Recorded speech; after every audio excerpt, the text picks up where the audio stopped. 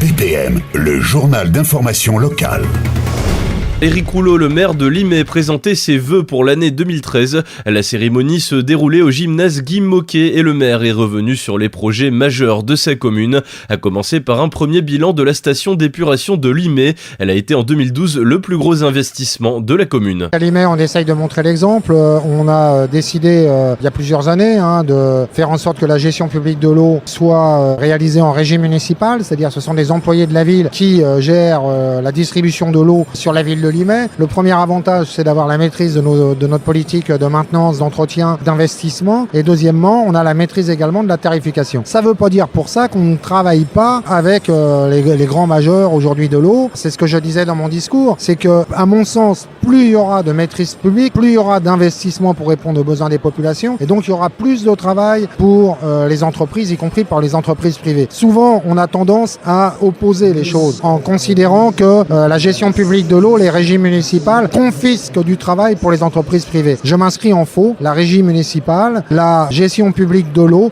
ne confisque pas du travail pour les entreprises privées. Éric Rouleau est également revenu sur le début du mois. Le 1er janvier dernier, annonçait la création de la nouvelle communauté de communes des Coteaux du Vexin qui réunit Issou, Guitrancourt et Limay. Un projet qui est devenu réalité après plusieurs années d'attente. C'est important et on a eu là beaucoup d'échanges, beaucoup de discussions avec Issou et Guitrancourt. Enfin, le projet est abouti. Il est partagé par l'ensemble des villes, tant sur les transferts de compétences que sur la gouvernance. Et je tenais également à remercier le préfet pour nous avoir accompagnés et pour avoir créé les conditions que l'arrêté sur les compétences et sur la gouvernance puisse sortir dans les temps afin que effectivement le premier conseil communautaire puisse se réunir lundi prochain pour élire le conseil communautaire, élire l'exécutif et commencer à voter un certain nombre de délibérations. La politique de la ville sera une des priorités pour le maire de Limay. En effet, Éric Rouleau, Michel Vialet, le maire de Mantes-la-Jolie et conseiller général des Yvelines, ainsi que Monique Brochot, vice-présidente de la CAMI et maire de Mantes-la-Ville, se sont récemment adressés à François Lamy, le ministre délégué chargé de la ville. J'ai pris l'initiative de solliciter Michel Vialet et Monique Brochot pour qu'ensemble, on adresse un courrier au ministre politique de la ville, Lamy. Déjà, la première chose, c'est que je considère que ce territoire est un et indivisible et qu'il y a nécessité pour l'État de l'appréhender de manière globale et cohérente. Or, aujourd'hui, on constate qu'il y a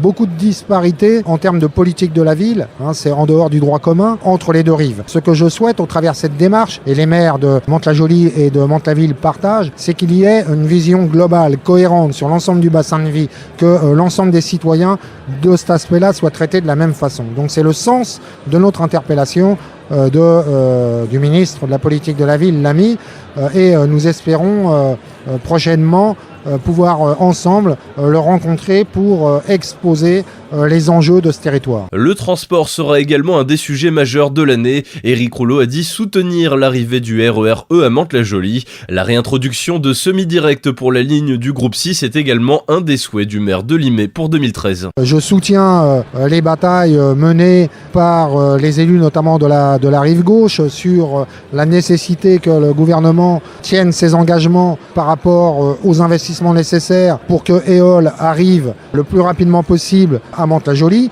mais également inlassablement avec les élus de la rive gauche et de la rive droite, nous menons la bataille pour la réintroduction de semi-direct sur la ligne rive droite, la ligne groupe 6, pour réduire le temps de trajet entre ces gares de la rive droite et Paris. Ça permettrait d'une part de désengorger les rives gauches qui sont complètement surchargées et ça permettrait aux citoyens de la rive droite d'avoir des gares permettant de les amener à Paris. Je prends l'exemple de Limay en 45-50 minutes. Voilà, donc on redonnerait une attractivité nouvelle aux gares de la rive droite. Pour finir, un autre chantier majeur sera, selon Éric Rouleau, la formation ainsi que l'accès à l'emploi pour les jeunes. Ce qu'on peut leur souhaiter, c'est beaucoup de santé. Déjà, la santé, c'est la base. Ça, c'est la première chose. Et après, nous, la priorité par rapport à la ville, c'est les questions de l'emploi. Moi, je suis mobilisé pour qu'à notre niveau, on ne réglera pas tout au niveau de Limay, mais on essaye de créer les conditions pour que les jeunes, plus de 200 jeunes qui sont au chômage sur la ville, puissent trouver une formation, puissent trouver un emploi. Et il y a des atouts, parce que Limay est une terre attractive en termes de développement économique. Ce que je veux faire, c'est rapprocher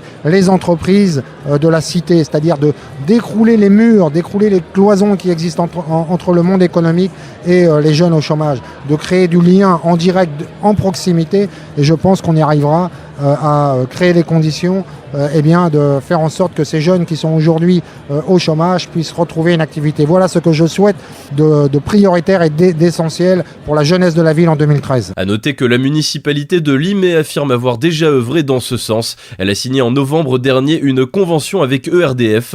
L'objectif, favoriser l'apprentissage et l'immersion des jeunes en milieu professionnel. Retrouvez le journal d'information locale du Mantois sur bpmlaradio.com.